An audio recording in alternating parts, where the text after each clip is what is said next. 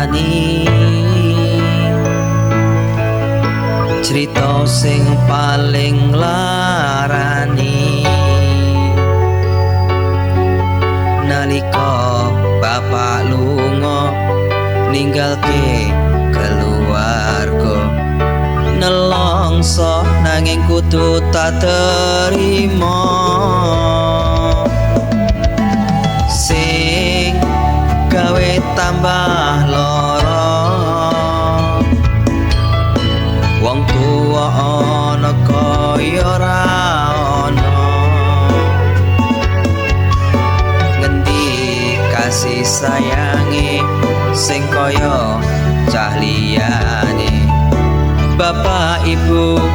bingung dhewe-dhewe